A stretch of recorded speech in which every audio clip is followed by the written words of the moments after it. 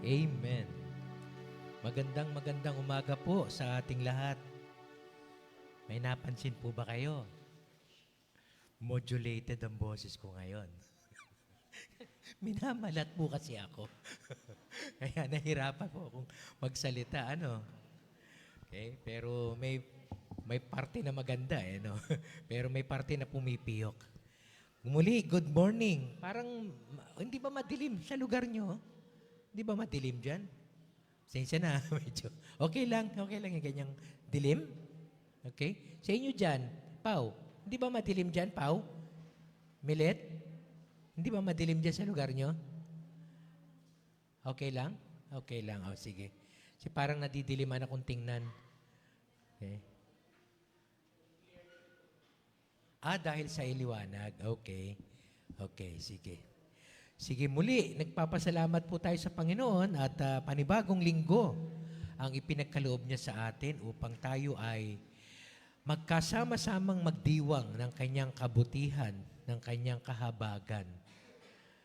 All my life, you have been faithful, sabi nga ng kanta. And I will live in the goodness of our God. Amen, amen. Nais din po nating batiin, yung mga, ayan, medyo mas maganda ang aking tingin na. Ayoko kasing nananatili kayo sa kadiliman. Kaya parang hindi ako komportable, hindi ko kayo nakikita ng nasa liwanag. Ayan. Okay, na kulang pala sa lighting. Okay, salamat. Okay? Muli nating i-welcome si Jen. Ayan, palakpakan nga. Jen, di ba? Jen ang pangalan. Ayan. Palakpakan natin muli si Jen na nakasama ni Jepoy ngayong umaga. At kasama rin natin si Irene. Ayan. At saka si Kenneth. Right? Hindi ko makakalimutan pangalan mo. Yan ang anong tawag namin ni Papa mo noon? The future lawyer. Lawyer? Tama ba? Hindi, liar. Lawyer. Kasi nakakausap ko si Papa niya at sabi ko, sana makapag-aral ng mabuti si Kenneth at makapagtapos ng isang kurso na muli matutulungan niya ang pamilya, right? Yun naman ang target natin sa lahat ng mga anak natin. Ipagpaumanhin niyo po yung aking boses, hindi ba kayo naiilang sa boses ko?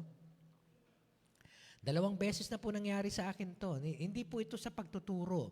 Bagamat sagad po ang aking teaching. Tuesday, Thursday, may teaching ako ng gabi. Tapos, itong nakaraan, ay kahapon, may turo ako sa Word of Life Christian Community, sa Couples Fellowship nila. Tapos, may mga times na straight, 2.5 days sa CBS Asia. Pero, hindi po ako namamalat ng ganito. Twice pa lang pong nangyari na namalat ako ng ganito. Nung ako'y nasa Boracay, nagturo ako sa ATS doon. Pagkatapos ay, buti na lang, namamasyal na kami at wala na akong, tapos na yung teaching namin. Na-atching lang ako, alam niyo yun? Na-atching lang. Pag-atching ko, pagsalita ko, ganito na. Kagabi, ganun din ang nangyari. Na-atching lang din ako, tapos ito na ang boses ko. Hindi ko alam kung anong problema, pero resolution dito sa akin, nung nasa Boracay ako, strepsils. Naghanap po ako sa mga tindahan natin dito, wala akong makita. Kaya, pagpaumanhin nyo na lang muna yung boses ko, medyo hindi maganda, May piyok pa to kagabi may piyok pa to Natatawa ko rin ako sa sarili ko. So, iniiwasan ko lang masyadong magsalita para, hindi naman na-strain, hindi naman po masakit ang lalamunan ko. Wala po akong sipon, walang ubo. Talagang malat lang talaga. Kaya medyo pagpaumanhin nyo po, kasi siyempre sa pangangaral mo, medyo, kuminsan yung ibang tao, pinapakinggan yung sinasabi. Kung nakakatawa yung boses, kahit seryoso na yung tao, matatawa ka pa rin dahil sa boses. Okay, so nais din po natin batiin yung mga nasa online, yung mga kasama natin sa online. Si Tita Ching, yan, nasa San Mateo, yan. Si Ate Vicky na nasa California. And of course, si Jerome, si Pastor Jerome at saka si Joy, yung wife niya. Nasa Quezon Province po sila ngayon, right? Quezon Province, sa Pulillo Island. Pero mabuti na lang nakakuha sila ng magandang internet at kasama natin sila ngayon online. Yan. Of course, si Joy, kasama natin, okay, sa New York. Si Nati, yung amin pong sister-in-law ni Ate Vicky na nasa Marikina. Si Olga, okay, yung girlfriend po ni Asaph, no? Kasama din natin ngayon dyan. Si Ate Iya, na maaaring nasa bahay pa rin nila, no? Si Ate Alice Lacerna, ano din po namin yon, sister-in-law namin ni Ate Vicky, na nasa Cavite naman. Si Kuya Bien at saka si Ate Annabel na nasa Laguna. Si Ate Tess Galvez sa Quezon City. Si Ate Weng na nasa Singapore. Okay? Si Ate Sinta na nasa New York din. And of course, si Tessie at saka Jenaline na nasa Pangarap. Okay? At medyo mahirap din po talagang pumunta dito from Pangarap, ano?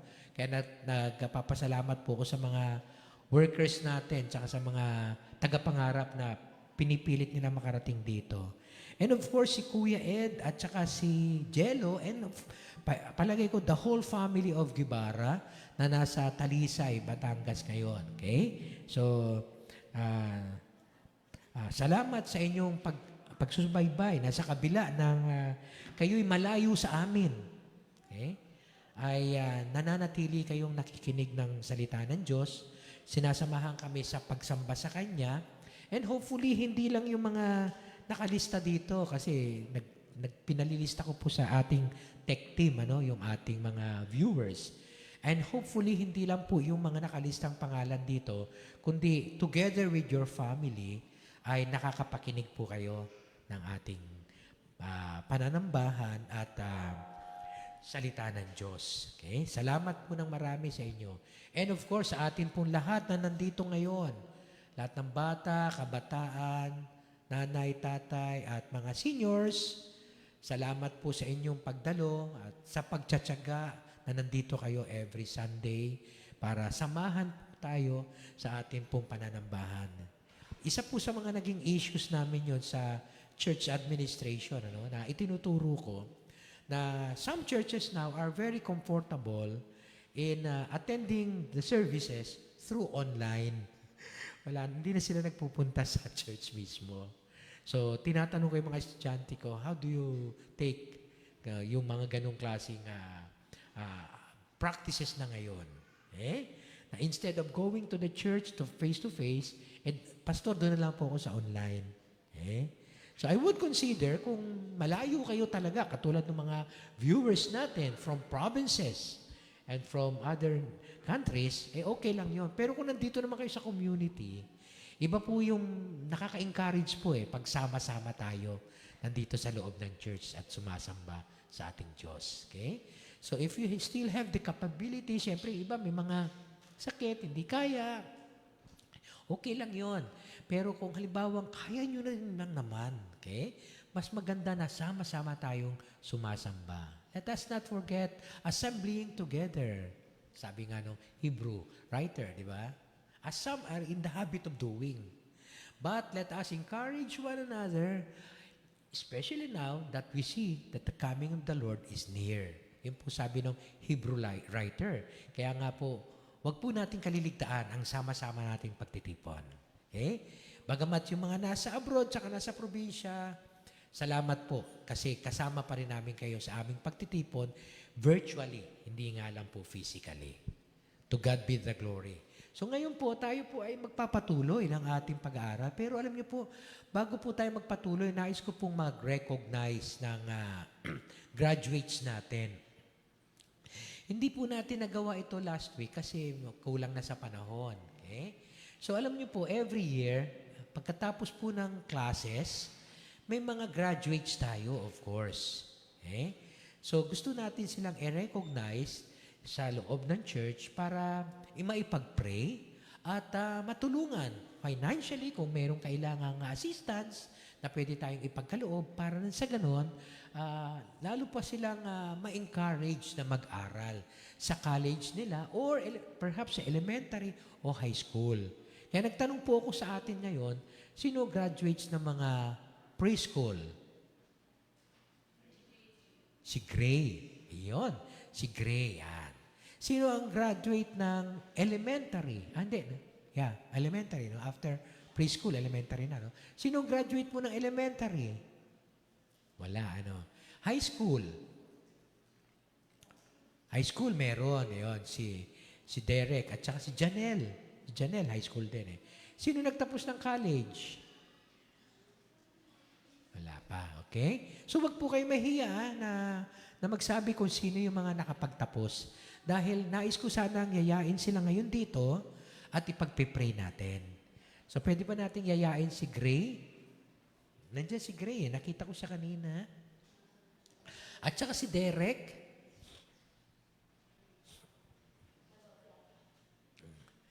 At saka si Derek. Si Janelle ay piniem ko kagabi pero hindi nag-respond, no? Sayang.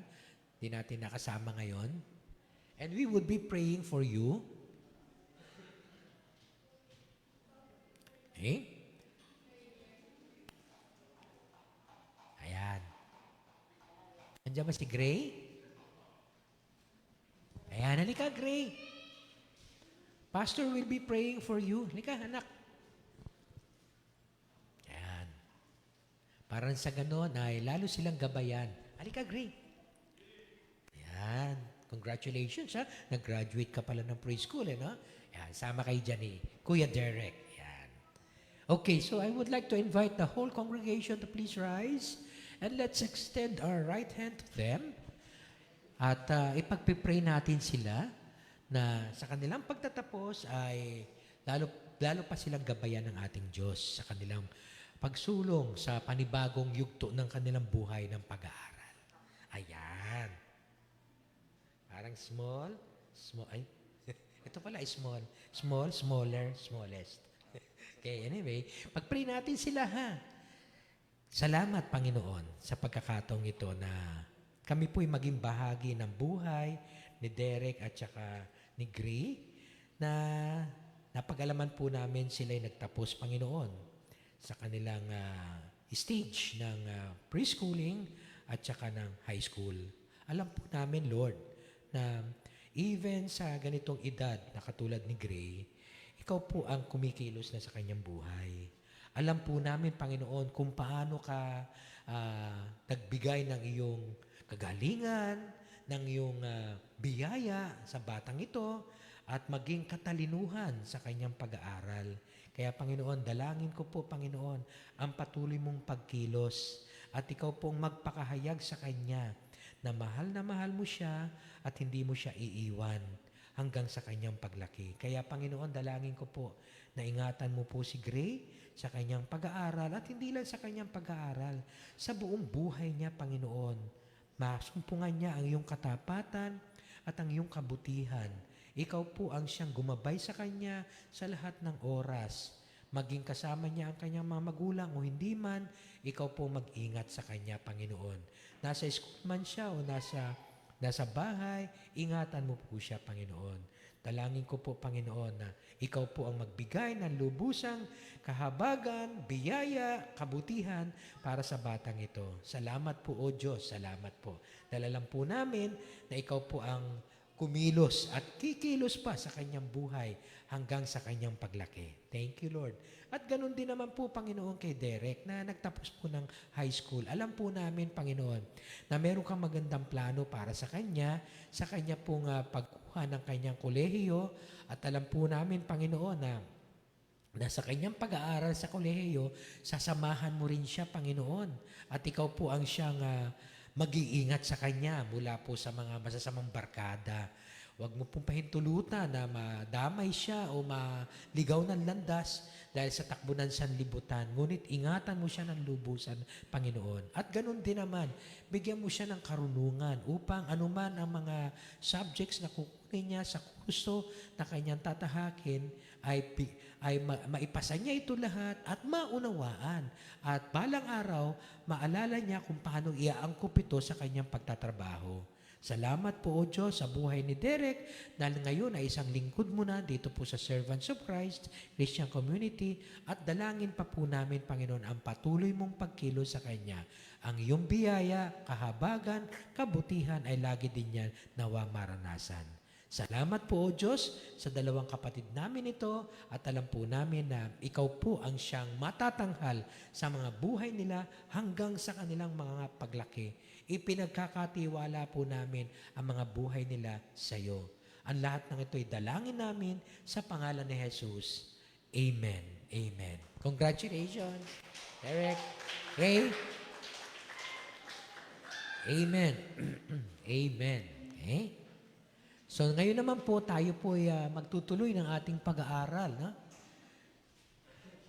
salita ng Diyos. Nung nakaraang linggo, naalala niyo po ba? Graduation ng ating WVBS, Weekly Vacation Bible School. Kaya meron tayo naging isang topic, okay, on what to do, what God has given us. Dahil sa merong ipinagkalooban Diyos sa buhay natin, oras, panahon, at maging ang buhay natin at kung anong dapat nating gawin habang inaantay natin ang muli niyang pagbabalik. Right? Yung pong passage na yon ay meron pang isang mas malalim. Merong practical application, pero meron pang isang mas malalim na theological implication. Kaya yun din pong passage na binasa natin last week, yun din ang babasahin natin ngayon at titingnan naman po natin kung ano talaga ang intensyon ni Luke nung sinulat niya itong kwentong ito. At nung ibinahagi ni Jesus yung talinghaga na to, yung parable. Okay? So babasahin muli natin, but this time we will focus on the theological intention of that particular passage. Bakit nagkwento si Jesus ng passage na yon? Is it all about us doing something for the Lord while waiting for His coming? Meron pa pong mas malalim at ito ay patungkol sa Kanyang paghahari. Okay? So hilingan ko po lahat na tumayo at babasahin po natin ang Luke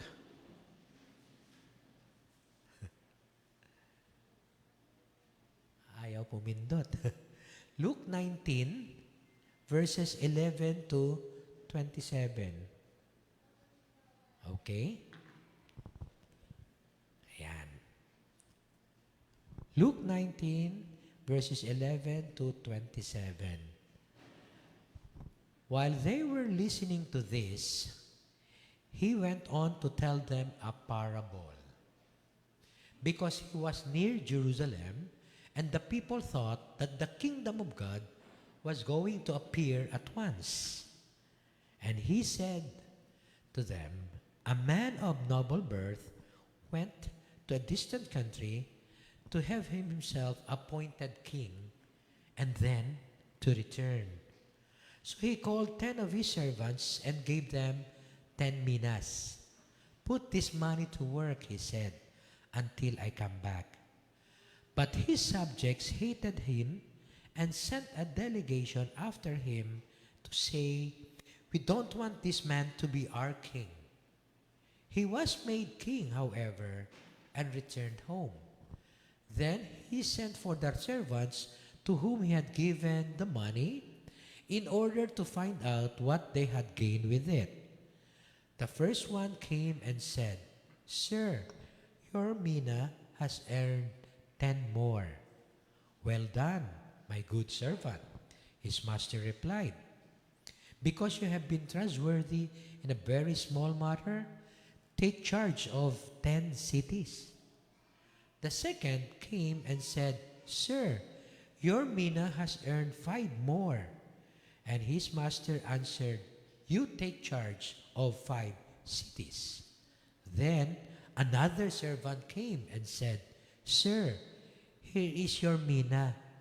I have kept it laid away in a piece of cloth. I was afraid of you because you are a hard man. You take out what you did not put in and reap what you did not sow. And his master replied, I will judge you by your own words, you wicked servant. You knew, did you, that I am a herdman, taking out what I did not put in and reaping what I did not sow? Why then didn't you put my money on deposit, so that when I came back, I could have collected it with interest? Then he said to those standing by, "Take his mina away from him and give it to the one who has 10 minas." And he replied, Sir, they said he has already 10. And he replied, "I tell you that everyone who has more will be given, but as for the one who has nothing, even what he has be taken away. But those enemies of mine who did not want me to be king over them, bring them here and kill them in front of me." Manalangin po tayo bago natin pag-aralan ang kanyang mga salita. Salamat po, Panginoon, dahil alam po namin na maging sa mga talinghaga na ikinikwento mo sa iyong mga salita, meron kang mensahe na gustong ipaabot sa amin. Dalangin po namin sa kapangyarihan at tulong ng iyong banal na Espiritu. Turuan mo po kami lahat. Ikaw po magbukas ng aming isipan, ng aming mga puso na tanggapin ang salita mo, at ikaw din po magbigay sa amin ng kakayahan upang magawa po namin ang iyong mga kalooban. Salamat po, O Diyos, dahil naniniwala kami, Panginoon, na sa muli mong pagbabalik, kailangang ihanda namin ang aming mga sarili. Lord, ingatan mo po kami sa pangangaral at pag-aaral ng iyong salita, na sa tulong at kapangyarihan lamang ng banal na Espiritu mo, ito po'y aming maunawaan. Salamat po, O Diyos, sa iyo po ang lahat ng papuri, parangal at luwalhati, sa pangalan ni Jesus. Amen. Amen. Mari na po tayong makaupo. At ganun din naman yung ating mga Sunday schoolers. Ayan. Okay. Sige, pwede na pumasok yung mga Sunday schoolers natin sa kids room. At sila naman din ay mag-aaral ng salita ng Diyos. Si Mimi, hindi sasali. Mimi, sama ka doon sa Sunday school. Ayan. Okay. So last week, ay pinag-aralan natin itong topic na to, right? Naalala nyo ba? Kung paano na ini-encourage natin ang bawat isa na tayong lahat, walang exception doon, lahat tayo pinagkalooban ng Diyos ng mina. Doon po sa salitang mina, ito po ay pera. Okay?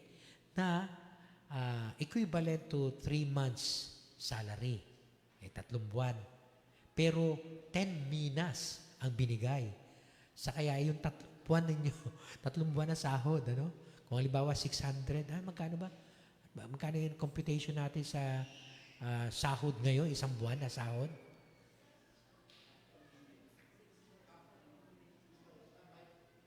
Hindi, yung 1 buwang sahod lang. Kung 600 times 18,000. 18,000. Kung 30 days, ano? Pero kung 22 days lang, mga nasa 13,000. Pero kung 18,000, galagin natin, 18,000. Isang sahod, isang ano lang yon, 1 buwan. Equivalent ang 1 mina to 3 months. So 18 times 3, 54,000. Hindi lang 1 mina binigay 10 minas. Kaya 54,000 times 10 pa yon. 540,000 ang binigay. Kalahating milyon yon. So sa atin, at yung pagkakabigay, pantay-pantay. Pare-pareho silang 10 minas na binigyan. Kasi dun sa parable of the talents, hindi pare-pareho ang amount na binigay na talent. Ang talent po ay denomination din yon. Pera din ang kahulugan nun. Okay? Pero, hindi pantay-pantay ang bigay doon. May 5 talents, 2 talents, 1 talent. This time, yung minas, 10. Pare-pareho. So, yun po pagkaiba ng parable of the talents sa parable of the minas. At kung titingnan po natin, doon po sa parable of the minas, yung pong balik nila, okay, ay ginantimpalaan yung mga naging productive doon sa kanilang mina na binigay o sa pera. At yung hindi naging productive, nawalan pa. Okay? So yun po yung napag-aralan natin. Kaya nga sabi natin last week, what do you do with what God is giving you? Make it increase and God will reward you. Do nothing about it and God will judge you. Yung pinaka naging conclusion natin eh. But then, sinama ko lang yun as a sermon dahil we celebrated the graduation of the WVBS students natin. And I would like to encourage everyone, kahit mga bata, na kung ano binigay sa inyo ng Diyos, palaguin nyo yan. Okay? Huwag nyo nang tulugan yan. Huwag nyong katamaran, palaguin nyo at gagantimpalaan kayo ng Diyos. Even in this life and in the life after. Pero kung wala kayong gagawin dito sa buhay o talento or maging pera at oras na pinagkaloob sa atin ng Panginoon, pag hindi nyo ginawa, wala kayong ginawa dyan, ay magkakaroon ng judgment. Okay? We will be judged by God. Kaya nga po, yung pong ating, akala natin, pag pupunta tayo sa church, okay lang na wala tayong ginagawa, basta punta lang sa church. Upo, tayo, taas ng kamay, upo, tayo. Okay? Pero kung meron ka rin lang talento, meron ka rin lang skill na pwedeng ipa-contribute sa church, why not? Kasama po yun, Kasama na, binigyan kita ng talento, anak, sa ganitong, at saka sa ganitong gawain. Anong ginawa mo? Asan yun? Wala pong ginawa. Okay. So, anong sabi nun sa sa parable, nung nakaraang linggo? God will judge us because we did nothing on what God has given us. Now, ang totoo nun, kung bakit kinuwento ni Jesus yon, meron siyang isang mas malalim na nais bahagi. Kwento lang yon, palaman lang yon, kung ano ang dapat gawin ng mga tao habang inaantay nila ang muling pagbabalik ng hari. Okay? Kaya nga po ang ginawa kong title for this morning topic is about the return of the King.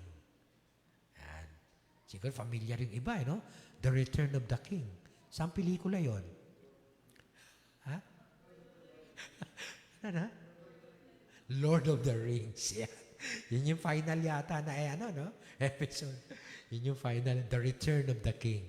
But this King, hindi ordinaryong tao. He is the Lord Jesus Christ. Talagang siya ang hari na muling babalik na kailangan natin kilalanin, paghandaan. Lagi natin sinasabi, di ba? Christ has died, Christ has risen, Christ will come again. Marami na siguro tayong narinig na messages about Christ's death.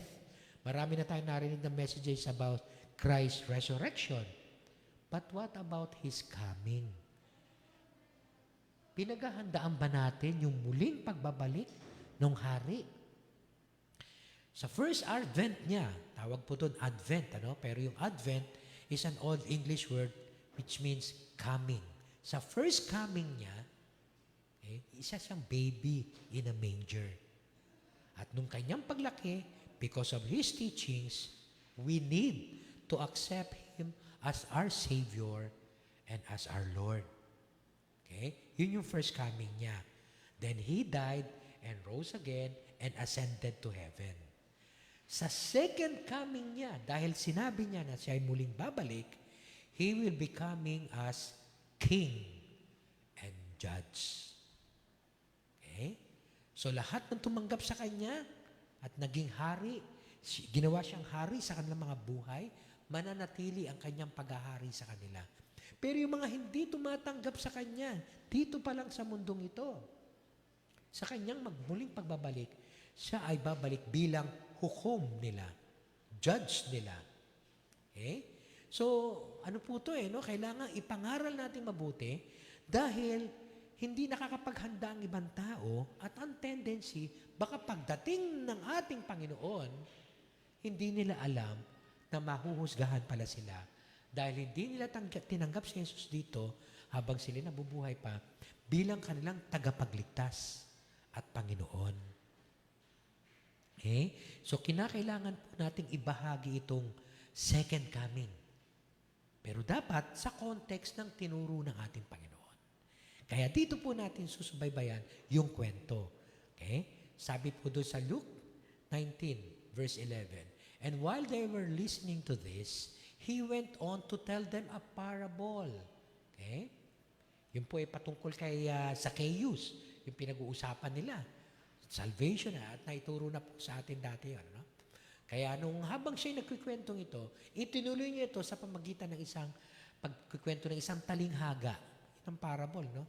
Ang pag sinabi po natin parable o talinghaga, isang earthly story na makakarelate tayo, pero with a heavenly message. Meron pong kaakibat na kwento yon or mensahe na makalangit, spiritual. Kaya nga kailangan yung kwento ng parable ay tingnan natin kung ano yung makalangit na kahulugan nito.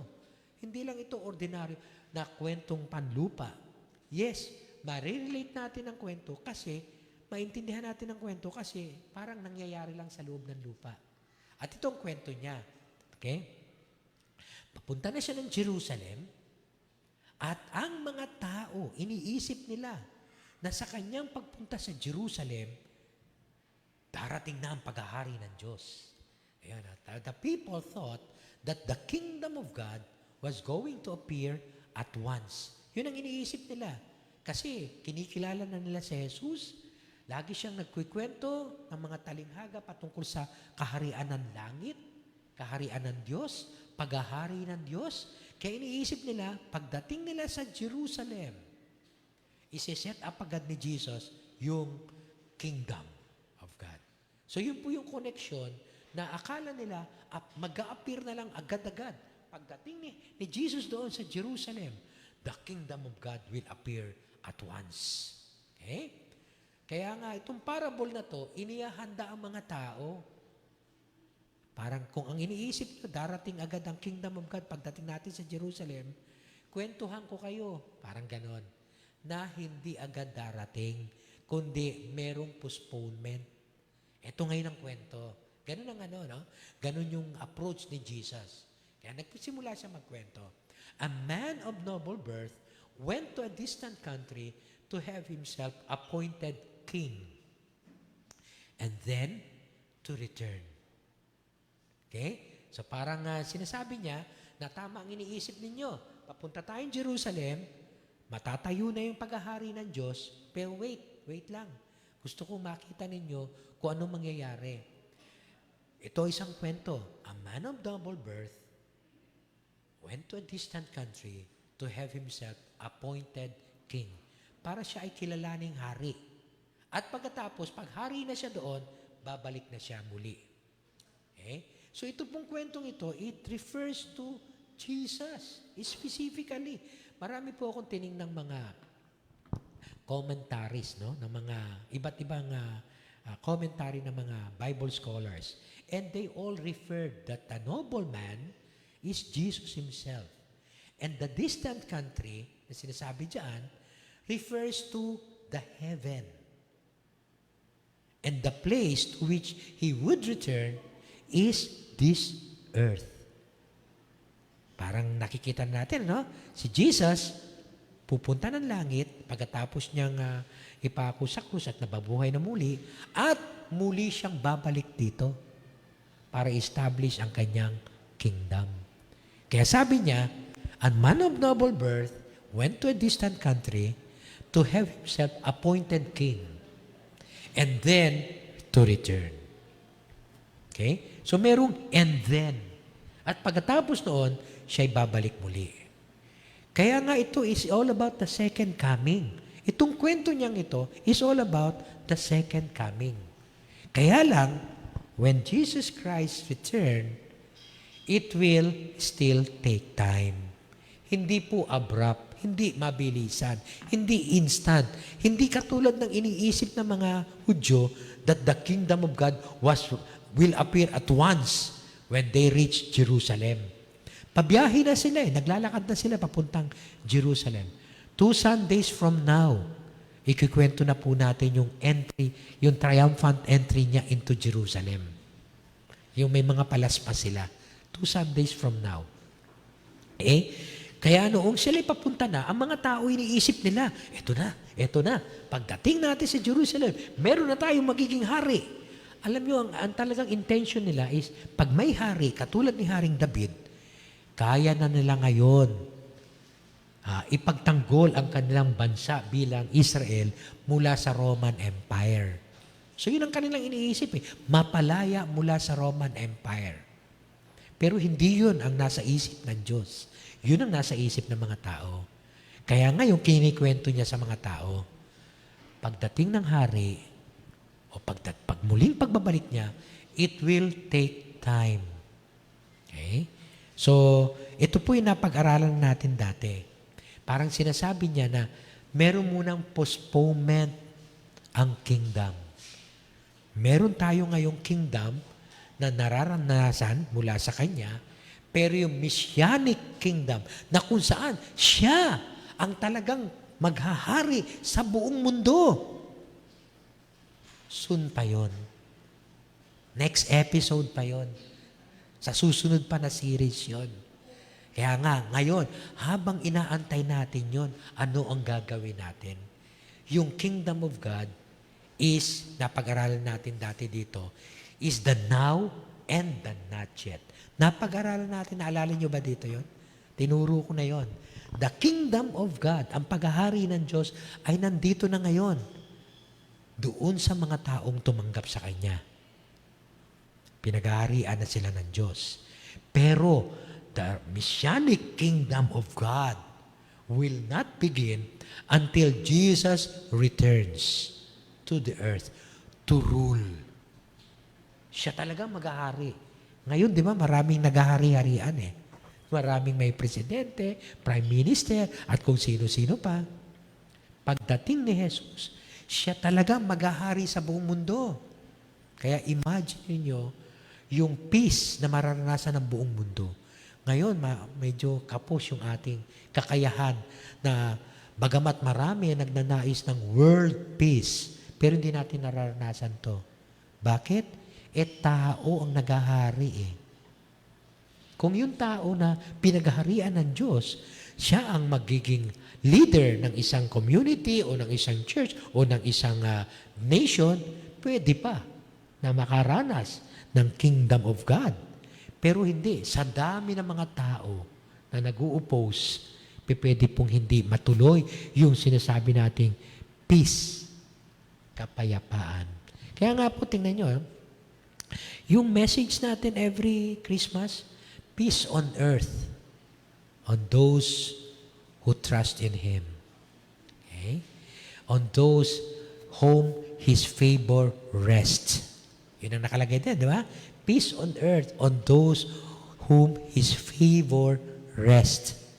Bakit naman on those people whose God's favor rest lang? Parang unfair. Hindi kasi yung mga tao na hindi po tatanggap sa Kanya, hindi po talaga magkakaroon ng kapayapaan. Sa muling pagbabalik ng Panginoon, mararanasan na po talaga natin ang fullness of that shalom or peace na sinasabi. Yung peace o shalom sa mga Hebrew, hindi lang yung kapayapaan ng isip o kapayapaan ng puso. Kapayapaan po ng lahat, maging ng nasa paligid mo. Okay? So, encompassing po yung peace na ino-offer ng Diyos sa kanyang mga alagad. Kaya nga po, the kingdom is the now and the not yet. Ngayon, sa mga taong pinaghaharian niya dahil siya ang tinanggap na Panginoon tagapagligtas, pero meron pang talagang darating na paghahari niya. At yung darating na yon, in between that, merong paghahandang gagawin ang tao. Pero yun po gusto kong unang makita natin. When Jesus Christ returns, it will take time. Doon tayo po ba ay naging Christians?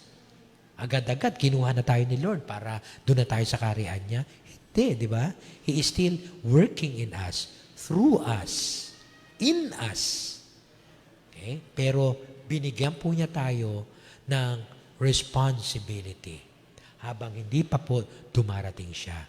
Kaya kung sasamahan po ninyo ulit ako doon sa kwento, he went to a distant country for himself to be appointed king and then to return. Now, but his subjects, yan, pupunta raw yung hari, yung noble man, pupunta daw doon sa isang country, yun ang talingaga, para gawin siyang hari doon, pero may mga subject siya, may mga tao siya who hated him, ayaw sa kanya, and sent a delegation after him. Parang, halimbawa, alam niyo, may similar story daw ito sa Rome mismo nangyari. Si Archelaus, pupunta ng Rome mismo para matanghal siyang hari ng Jerusalem. Pero may mga galit kay Archelaus. So, sumunod sila para makiusap kay Caesar na wag siya ang gawing hari. Kasi galit sila sa kanya. Okay? At totoong hindi nga naging hari si Archelaus. Kaya nga may kwento ito na nakaka-relate yung mga tao sa kwento ni Jesus. Okay? At ito si Archelaus, instead na maging hari ng Jerusalem, naging tetrarch na lang. At ang tinuring na hari, na pinagkalooban ni Caesar. Okay? Pag sinabi po Caesar, hindi po pangalan yun, title yun. Okay? Title yun, Julius Caesar. Okay? Mga ganon. Julius ang pangalan, Caesar ang hari, ang pinaka-emperor. Okay? So, emperor ng Rome, si Caesar, ang ginawa niya, instead na si Archelaus ang kinuha niyang hari, si Pontius Pilate ang pinalit niya para maghari doon. Kaya nga si Archelaus, galit na galit din doon sa mga subjects niya. Kaya may similar story ito Kaya nakaka-relate sila. Pero ayoko magbigay ng diin doon dahil he is now referring himself to be the king. Si Jesus na ang nire-refer niya. Kaya ang mga tao, akala nila, ay si Archelaus yun. Hindi nila alam si Jesus yung tinutukoy niya. Siya mismo. He is going to a distant country which is represented by heaven and then he will return again. Pero may mga tao daw na galit sa kanya, nagpadala ng delegation, and we don't want this man to be our king. Yet, ito ang twist doon sa Archelaus kwento, sa Archelaus story, hindi nga naging king si Archelaus. Pero dito sa twist ng kwento ni Jesus, he was made king. However, so yun ang pagkakaiba ng kwento ni Archelaus doon sa kwento na sinasabi ni Jesus sa parable. Sa kwento ng Archelaus, alam nila, ay hindi naging hari yun. Si Pontius Pilate ang pinili ni Caesar. Pagkatapos, bilang ang twist ng kwento niya, he was made king. However, siguro kung ikaw yung alam mong kwentong ganon, tapos biglang, he was made king, mali yata yung kwento niya. Kasi hindi naman naging king si Archelaus. Actually, yun lang ang jumping board ni Jesus para makita nila na merong katulad na kwento ng kwento ni Archelaus. Yet, ang pagkakaiba, he was made king pa rin. Kahit may delegation na hate siya, he was still made king. And then, he returned. Okay? So, makikita po natin sa kwento na yet, maraming ayaw sa kanya, kasama na dyan ang mga Pharisees, scribes, chief priests, ang family nila, members of the Sanhedrin. Naku, alam niyo po, pagdating ng mga susunod na linggo, Nalala nyo, kwento ko sa inyo, si Bartimaeus, yun na yung last na miracle na ginawa niya. Papunta na siya ng Jerusalem. Okay? Pagdating niya ng Jerusalem, halos teaching na lang yon. Halos encounter na lang lagi dito sa mga Pharisees, Sadducees, scribes, teachers of the law, priests, and members of the Sanhedrin, yung kanilang Jewish ruling council. Puro ganun ang makababasa natin sa mga susunod na encounter niya. Every week, makakakita tayo ng mga ganito. At every week, sa pagbabasa natin, makikita natin na itong mga people who hates Jesus, okay, they will redouble and refocus their efforts to kill Jesus. Okay? Kaya nga sa mga susunod na mga kwento, sa susunod na series natin, okay, ito na magiging kwentuhan. Nakakalungkot, no? Siya mismo ay hated ng mga leaders, no, ng kanyang mga nasasakupan. Pero yung kanyang pagiging hari ay hindi nakadepende doon sa hatred nila. Okay? Katulad nga po nung kay Archelaus.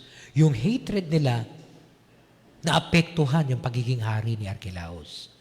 Sabi diyan, he was still made king. So yung kingship niya is not dependent on the people, but on God the Father. So the return of Jesus as king, yun na yung magiging second coming natin. And habang sinasabi niya yon, okay, he sent his servants to whom he had given the money. Ito na yung pinag-aralan natin last week. Right? To find out what they had gained with it. Binigay niya ng mga pera, yung mga servants niya. Okay? At sa kanyang muling pagbabalik, magbibigay sulit tayo. Ito yung pinag-aralan natin last week. So last week, natutunan natin that when Christ returns, okay, each one of us will give an accounting of what He has given us. Magbibigay sulit tayo sa lahat ng ipinagkaloob sa atin ng Diyos. Parang sinasabi, Vic, binigyan kita ng oras. Ano ginawa mo sa oras mo? Nagkaroon ka ba ng panahon para ipaglingkod sa akin? O inubos mo ang oras mo para sa iyong sarili lang? Nagkaroon ka ba ng oras para sa iyong pamilya? Sa iyong mga kapatiran? Nagkaroon ka ba ng oras para sa iyong pag-aaral? Sa iyong kabutihan na mapalago mo ang sarili mo? O wala kang ginawa? Each one of us will give an accounting of what He has given us. Vic, binigyan kita ng salapi. Binigyan kita ng opportunity para magkaroon ka ng kalakasan. Sabi sa Deuteronomy, no? It is God who has given us the ability to gain wealth. Binigyan kita ng salapi. Binigyan kita ng malakas na katawan para ikay magkaroon ng salapi. Ano ginawa mo sa salapi na yan? Each one of us will give an accounting. Vic, binigyan kita ng talino. Okay? Nakapag-aral ka. Ano ginawa mo sa talinong binigay ko sa iyo? Okay? Nakapagtapos ka ng pag-aaral. Saan mo ginamit ang talino na pinagkaloob ko sa iyo? Each one of us will give an accounting. Okay? So yun po yung ating natutunan last week. Bawat isa sa atin ay magkakaroon ng pagsusulit, bigay sulit sa ating Panginoon. At kung titingnan natin, yung mga alagad niya na pinatawag niya, nagbigay sulit sa Kanya.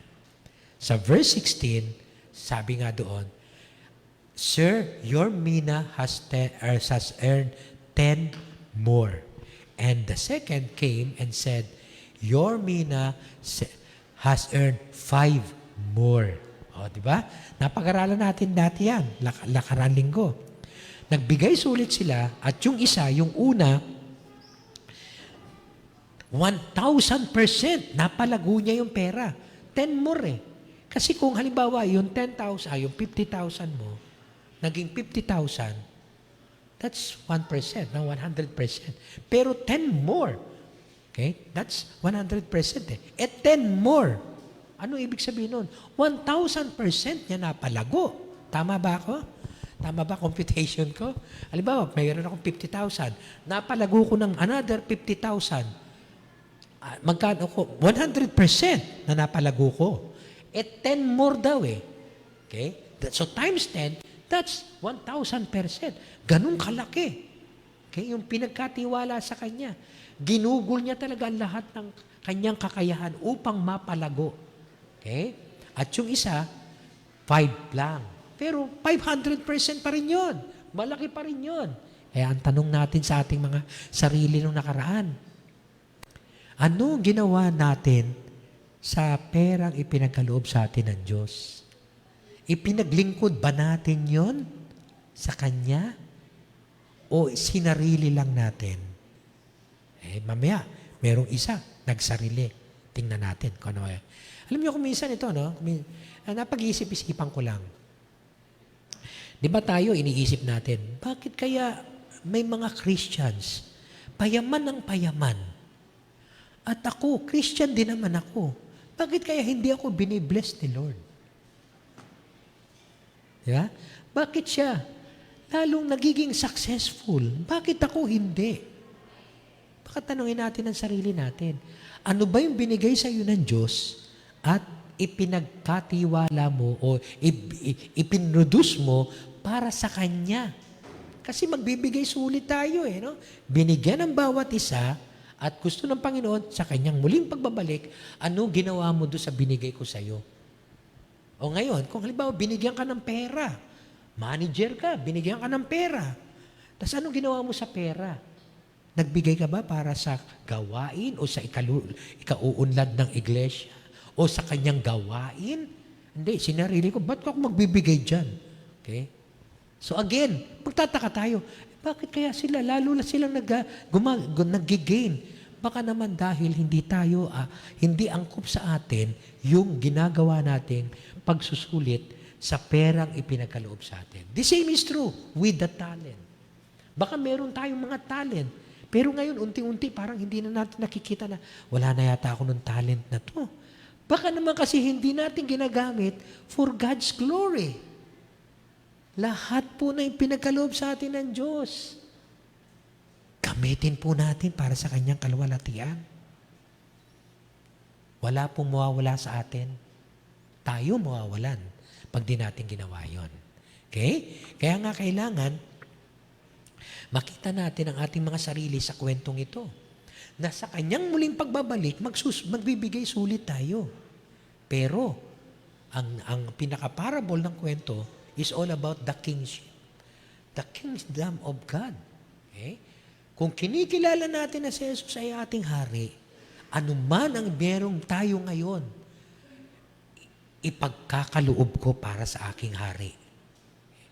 Okay? So, yun lang po yun. And, nakwento po natin last week that when Jesus Christ returns, reward will be given for those who wait for His coming productively.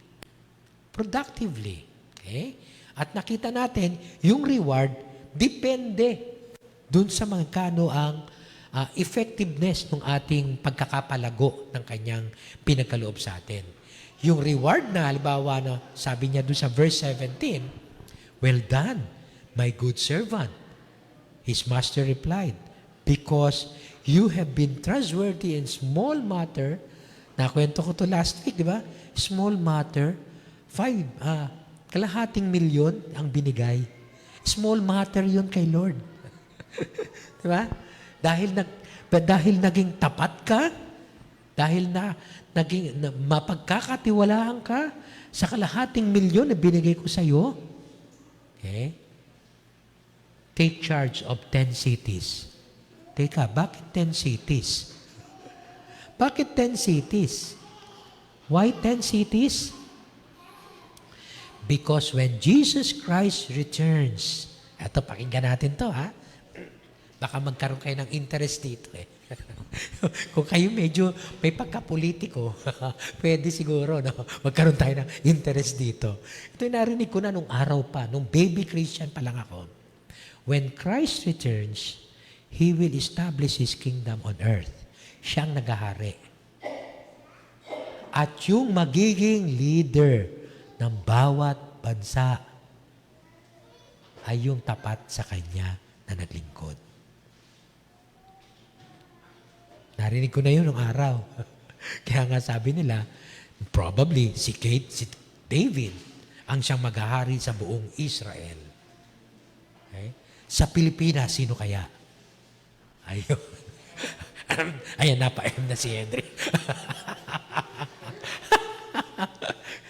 kung ikaw rin lang mahilig sa politics, huwag kang mag-ano ngayon dito, huwag kang magpakasawa sa amin. Huwag kang masyadong anong tawag doon? Focus sa politika dito. Kay Lord ka maglingkod ng gusto. Okay? Dahil pagbalik niya, siya ang magkakaloob ng, binigyan kita ng ganito, napalago mo, ganitong kalaking beses, bibigyan kita 10 cities. Kasi siya na yung hari. Kaya ito, hindi ito isang ordinaryong parable. May kahulugan to eh. Nung araw narinig ko ng kwentong ito.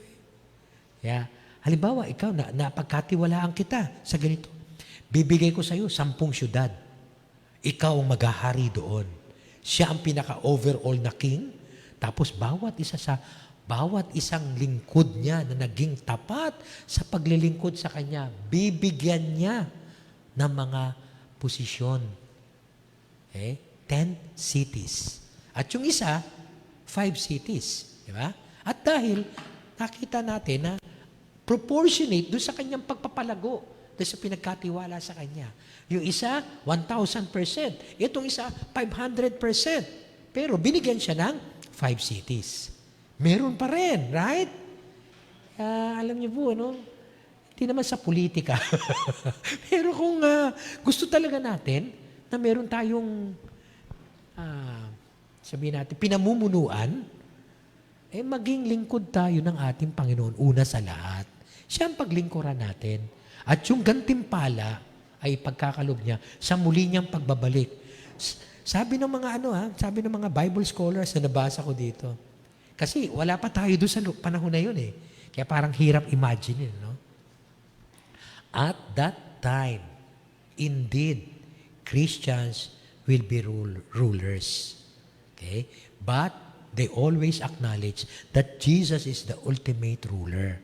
And Jesus will give each one of us, rulership based on what we did here on earth. Ako po naglilingkod sa Panginoon, hindi dahil dito. Actually, ayoko na nga ng politics. Nakwento ko na sa inyo nung kabataan ko. Naging number 1 counselor ako sa Kabataan Barangay, KB. Pero nung nakita ko ang lakad, ang kalakaran, doon sa barangay, sabi ko sa inyo, umatras ako noon. At ayoko na. Nakapaglingkod ako sa gobyerno. Nasama ako sa mga left-leaning.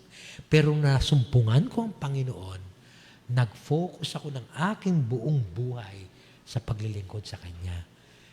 At pagka nakikita ko itong mga ganitong messages, nai-encourage ako. Yet, ang lagi ko sinasabi, Lord, habang binabalikan ko itong message na to, habang nagsusulat ako at nagre-review, Lord, I may not still be worthy, but let your will be done. Kahit 1 city lang pwede na, no? Pero siyempre, yung paghahari mo dun sa lugar na yon, talagang yung paghahari ng Diyos ang isi-share mo. Pag-ibig, pagpapatawad, respeto, pagkalinga, yun ang talaga isi-share mo. Hindi yung parang naghahari ka na ikaw ang masusunod sa lahat ng nangyayari. No. Kundi yung pairali natin ay yung values and virtues based on the Word of God. Kaya nga, it's all about the second coming, the return of the King. Ito pong parable niyang ito. At yung ating encouragement sa mga tao na make it increase is part of His reward doon sa ating sa kanyang muling pagbabalik. Every one of us will be rewarded according to our productivity. Depende kung paano natin pinalago yung kanyang ipinagkaloob sa atin habang tayo nandito sa lupa. And of course, when Jesus Christ returns, not only He will reward those who have spent their lives productively, but He will also judge those who are disobedient and hates His kingship. Huhusgahan din niya. Yung pong unang, yung third pala, no? Yung third na servant. Sabi po doon, di ba? Another servant came and said, Sir, here is your mina. I have kept it away, laid away in a piece of cloth. Tinago ko lang. Wala akong ginawa. His master replied, I will judge you by your own words, you wicked servant. Nalala nyo, no? Last week, ano ba ginawa ng taong ito? Nagpakasalbahe ba siya? Naging barumbado ba siya? Naging korap ba siya? Wala eh. Actually, wala siyang ginawa. Wala siyang ginawa, pero bakit siya tinawag wicked? Ba't siya tinawag na wicked servant? Kasi wala siyang ginawa. Kaya nga yung katamaran, yung kakahilata lang natin, wala, tamad tayo sa buhay, ayaw nating ipaglingkod sa Panginoon, puro lang tayo tulog, puro tayo ML, puro tayo, wala na yata mga ML ngayon, tsaka Dota, no? Okay? Puro tayo games. Wala eh. O kaya, puro lang tayo social media, Facebook, wala tayong ginawa. Okay? Baka pagdating ng Panginoon, wag naman sana nating marinig, you wicked servant, because you did nothing. You have just kept laid away. Hindi lang itinago. Tinabi pa. Okay? Yung aking pinagkatiwala sa iyo na buhay, oras, salapi, talento, wala kang ginawa. Ano sabi ni Jesus doon sa servant? Ano? Take his mina away from him and give it to the one who has 10 minas. Okay? Parang, alam nyo, nagtataka rin ako, no? Bakit doon sa tao na meron na 10 minas, sa kanya pa ipinagkatiwala yung pera? Okay? Bakit sa kanya? Okay? Alam niyo po, ang basis ni Lord, okay? Instead na sa ordinaryong tao lang niya ibigay ang kanyang mga resources, ipagkakatuob niya to, ipagkakatiwala niya to dun sa servant who will make the best out of it. Kilala tayo ng Diyos bawat sa atin. Alam niya kung hanggang saan tayo. Kaya alam ko, sa parang ganito sinasabi ni Jesus, alam ko itong taong ito. Pag binigyan ko siya ganito, talagang palalaguin niya. Kaya bibigyan ko pa siya. Dadagdagan ko pa siya. Bakit? Kasi alam ko, faithful siya at saka trustworthy. Alam ni Lord ang puso natin. Kaya magtataka ba tayo, bakit kaya sa akin walang masyadong binibigay? Baka alam ni Lord. Pwede naman tayo mag-repent Lord, patawarin mo ako kung nakikita mo ang puso ko na medyo tamad ako, ganito ako, yung mga binibigay mo sa akin, sinasayang ko lang. Lord, magbabago na ako. Tulungan mo ako sa tulong ng kapangyarihan ng Banal Espiritu. Pag nakita naman ni Lord na nagre-repent ang heart natin, siyempre, pagkakaloob din niya sa atin kung ano ang nararapat. Okay? So makikita po natin, itong servant na to, very indifferent. Kaya nga, si Lord, no? Si Jesus, ibibigay niya yung mga resources niya to the servant he knew that would glorify him and it would make the most or the greatest return. Ipagkakaloob niya sa atin yon. Naniniwala po ako doon. Kung nasa puso natin, Lord, gusto kitang ipaglingkuran. Okay? Ibibigay niya lahat ng mga pwede niyang ibigay sa atin. Kahapon, nung inintroduce ako ni Jackie doon sa Couples Fellowship, ito pong ating speaker, ito. Siyempre, inisa-isa niya, no? Medyo nahihiya din ako, pero wala akong magagawa. Kasi hiningi niya sa akin yun. Nagtapos ng Industrial Engineering sa Mapua, nagtapos ng master's degree ng Master's in Technology Management sa UP, nagtapos ng master's degree in Pastoral Counseling sa ATS, nagtapos ng doctoral degree sa AGST ng counseling, at nabigyan ng honorary doctoral degree in Christian ministry. Sabi ko, alam nyo, maganda sana yung introduction mo. Jackie, kaya lang hindi mo binasa yung nasa ilalim Meron kasi akong nilagay sa ilalim. At yun ang gusto kong binabasa pagka ko ini-introduce. Alam niyo po kung ano nasa ilalim? Sabi ko, Lord, you have taken me this far. Use me more for your glory. And I will always remain your servant. Kahit gaano kalayo ang narating natin, use it for His glory, mga kapatid. Okay? And He will reward us. Pero kung iisantabi natin lahat ng binigay sa atin ng Diyos, He will judge us. He will take away what we have. Why? Hindi mo naman ginagamit ng mabuti. Halimbawa, ikaw isang negosyante at meron kang ibang mga taga-benta ng product mo. At nakita mo itong isang ito, walang masyadong benta. Din liit ng kita mo, no? Walang masyadong benta. Pwede kaya, tanggalin ko na sa iyo, ibibigay ko dito sa pinakamalaki kita. Right? Yun ang nasa isip natin, di ba? Kasi mag-yield na mas malaking return.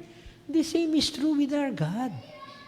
Kaya nga, the resources was taken away from that servant and given to the servant who has the greatest return. Sana maging panuntunan natin ang buhay yon. Lord, you have taken me this far. Ang laki, ang layo na ng narating ko. Binigay mo sa akin lahat ng ito. May I always use them for your glory, Lord. And I will remain your servant. So, yun po sa mga servants, Pero, meron pang more judgment na matatanggap dun sa mga enemies. Dun sa mga kaaway niya talaga. Okay? Kasi may grupo, di ba? Na mga kaaway siya na nagpunta, sundan daw para, para siya ay hindi matuloy ang kanyang pagiging hari. Matutuloy ang kanyang paghahari. Kaya nga pagbalik ng Panginoon, those enemies of mine who did not want me to be king over them, bring them here and kill them in front of me. Parang no? Parang one time, meron ako nakita sa Facebook. Ito yung bang Noah's Ark, na nangangamatay yung mga tao. Di ba nalulunod yung mga tao? Tapos may Noah's Ark na sila lang ang buhay. Yung pamilya lang ni Noah. Okay? Tapos yung mga tao lahat talagang nangangamatay, nakaganon. Tapos may nag-post nito sa Facebook. Tapos na nakalagay, God is love. Ano magiging impression nyo doon? Is really God love? God is love? Kung ganun ang picture na pinoportray, na pinapatay niya yung mga tao, is really God is love? Is it true God is love? Sabi ko, eto, kaaway to. Kasi gusto niyang sirain ang pagiging God is love. Ang dapat na title doon, kung ako tatanungin, God is just. God is just. Yun ang tamang title. Ito kasi marami na naman ang magko-comment ito Yan ba ang Diyos na kilala ninyo? Yan ba ang Diyos na kilala ninyo? Papatayin niya? Because He is a just God. Ang sagot doon, He is a just God. Yes, pinakita na niya ang kanyang pag-ibig sa tao. Ang kanyang bugtong na anak na mismo ang kanyang sinugo para mamatay para sa atin. Para hindi tayo mamamatay sa ating mga kasalanan, kundi si Jesus na. Ang kailangan lang natin gawin, tanggapin yung ginawa ni Jesus na siyang tanging kaligtasan natin. Tanggapin siya na magiging Panginoon ng buhay natin. Ayaw natin. Anong mangyayari? May paghuhukuman Diyos doon. May justice din ang Diyos. He has already demonstrated His love to us. That while we were yet sinners, Christ died for us.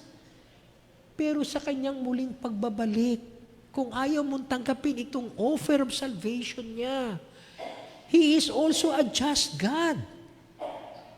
He will pass judgment on those people who hates Him. Kaya nga, those enemies of mine who did not want, definitely, judgment is certain. Pagdating ng Panginoon, doon natin makukuha ang totoong paghuhukom ng Diyos. At yung, alam niyo yung, naalala niyo yung kwento tungkol doon sa babae, parable of the widow, na humihingi siya ng justice doon sa isang judge, unjust judge. Okay? Yun yung sinasabi ng ating Panginoon, no? Until ma-attain mo yung justice na yon, huwag kang magsawang manalangin. So it's all about justice eh. Yung prayer na yon. Minsan, di ba, nagpipray tayo at kung ito na yung sagot, pero ayaw natin sagot, kaya magpipray pa rin tayo persistently. Out of context yun. Kasi ang context lang nun is all about justice. Sa mundong ito, hanggat wala pa ang established kingdom of God, napakaraming injustices nating mararanasan. Kaya let us keep on praying for that. Pero when Jesus Christ returns, justice will really prevail. All those enemies of Jesus will be thrown into the burning fire. Okay? Kaya nga He is now He's going to come back not only to reward, but also to bring judgment to everyone. Kaya nga yung paghahari niya sa kanyang muling pagbabalik, it's all about His kingship eh. Kung ikaw ang hari, babalik ka doon sa pinaghaharian mo. Okay? Anong gagawin mo? Yung mga taong nagtitiwala sa'yo, pagkakalooban mo ng gantimpala. Pero yung ayaw sa'yo, hindi ka nire-respeto, walang galang, kinamumuhian ka, justice ang mabibigay sa kanila. Okay? So, meron pong justice ang ating Panginoon. And these people are those who are unbelievers. Okay? So, malungkot. Kaya nga ako, encouragement ko sa atin, no? Kung meron tayong kilalang unbeliever, ipakilala po natin si Jesus para makakilala din sila. Huwag nating iisipin na, bahala ka, unbeliever ka, pagdating ni Lord, kawawa ka. Dapat nga kahabagan natin sila. Katulad ni Jesus, tayo yung mga kamakasalanan din, kinahabagan tayo, namatay siya para sa atin. Ganon din, bahagi na natin sila para sila yung makasama natin sa kaharian ng langit at hindi dun sa kabilang buhay. Okay? So, justice will come when Jesus Christ returns and also rewards sa mga believers at His second coming. So as a conclusion or a challenge to each one of us, base dito sa tatlong kategorya na atin pong napakinggan, the parable is all about Christ's return as King. And each of us may be in one of the three categories. Ano-ano yung mga categories na to? Those who oppose Him as King. If we repent before He comes and accept Him, we will be spared from His wrath. But if we do not, I'm sorry. Bad news talaga yon. Sad news. Okay? But God is just. Okay? Second category is those who profess that they are servants and yet they are only living for themselves. Kung ako po kayo ngayon at itong kalagayan natin, start serving Him. Paglingkuran natin siya. Paglingkuran natin. Kasi baka yung kung ano merong binigay sa atin ng Diyos at hindi natin ipinaglilingkod sa Kanya, tanggalin sa atin. Kaya nga, if we have this talent, time, money, effort, knowledge, wisdom, start serving our God. And for those who are faithfully serving Him, sa mga taong naglilingkod sa Kanya, when He returns, He will reward us.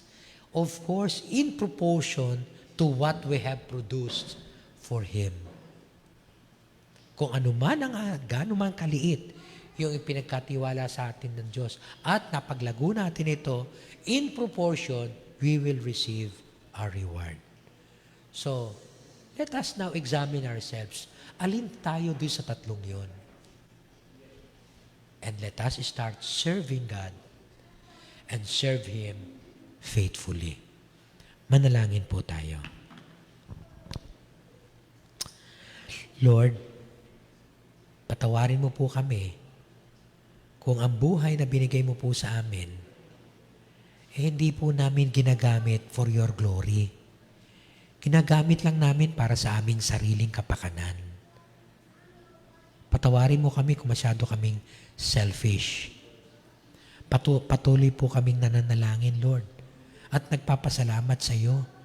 Kasi tinuturuan mo kami from your word kung anong dapat namin gawin habang inaantay namin ang muli mong pagbabalik.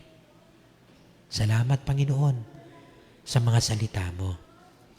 Nawa dalangin ko po, O Diyos, ang bawat isa dito, mag-isip-isip na ipaglingkod ang kanilang buhay, talino, talento, salapi, kagalingan, mga binigay mo sa aming oras, ipaglingkod namin sa iyo. Hindi dahil sa gantimpala na amin pong tatanggapin pagdating mo, kundi higit sa lahat dahil mahal ka namin eh. Ikaw nga po, Panginoon sobrang pagmamahal mo sa amin na namatay ka para sa aming mga kasalanan. Nawa makita po namin ang aming sitwasyon. Gusto po namin ipahayag sa iyo ang aming pag-ibig din, Lord. Paglilingkuran ka namin, Panginoon, sa abot ng aming makakaya. At ikaw na po ang bahalang maggantimpala sa sino man, Panginoon, na maglilingkod ng tapat sa iyo. Salamat po, O Diyos. Salamat po.